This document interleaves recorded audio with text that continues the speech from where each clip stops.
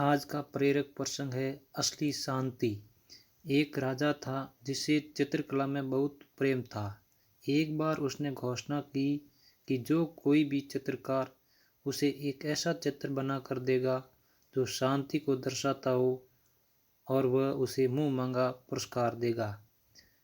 निर्णय वाले दिन एक से बढ़कर एक चित्रकार पुरस्कार जीतने की लालसा से अपने अपने चित्र लेकर राजा के महल पहुँचे। राजा ने एक एक करके सभी चित्रों को देखा और उनमें से दो चित्रों को अलग रखवा दिया। अब इन्हीं दो चित्रों में से एक को पुरस्कार के लिए चुना जाता था।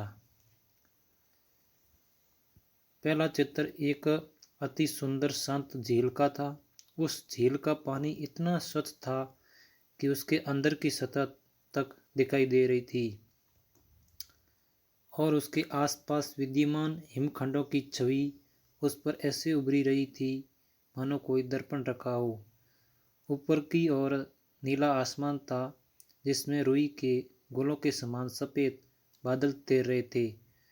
जो कोई भी इस चित्र को देखता उसको यही लगता कि शांति को दर्शाने के लिए इससे अच्छा कोई चित्र हो ही नहीं सकता। वास्तव में यही शांति का एकमात्र प्रतीक है।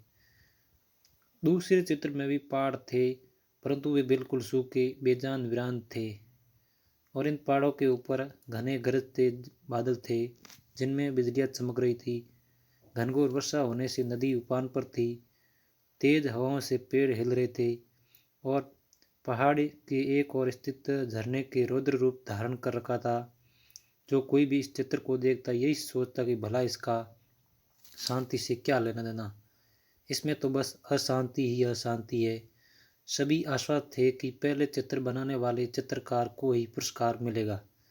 तभी राजा अपने सिंहासन से उठे और घोषणा की कि दूसरा चित्र बनाने वाले चित्रकार को मुंह मांगा पुरस्कार देंगे। हर कोई आश्चर्य में था।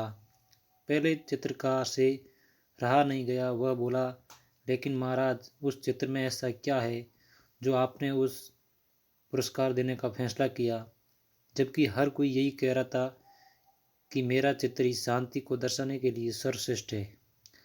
आओ मेरे साथ। राजा ने पहले चित्रकार को अपने साथ चलने के लिए कहा।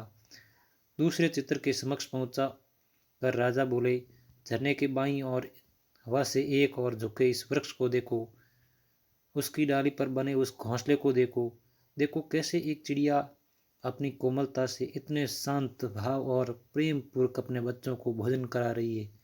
फिर राजा ने वहां उपस्थित सभी लोगों को समझाया, शांत होने का अर्थ ये नहीं है कि आप ऐसी स्थिति में हो जहाँ कोई शोर न हो, कोई समस्या नहीं हो और बड़ी मेहनत नहीं हो, जहाँ आपकी परीक्षा नहीं हो। शांत होने का सही अर्थ है कि आप हर तरह की अव्यवस्था, अशांति, अराजकता के बीच में हो और फिर भी आप शांत रहें, अपने काम पर केंद्रित रहें, अपने लक्ष्य की ओर अग्रसर रहें। अब सभी समझ चुके थे कि दूसरे चित्र को राजा ने क्यों चुना।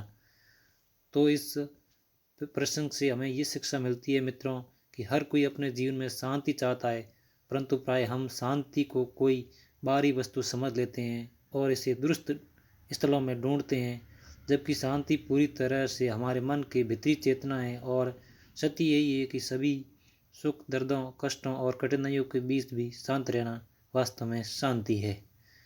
तो ये आपको प्रेरणा प्रसंग कैसा लगा, कमेंट बॉक्स में ज़रूर बताना।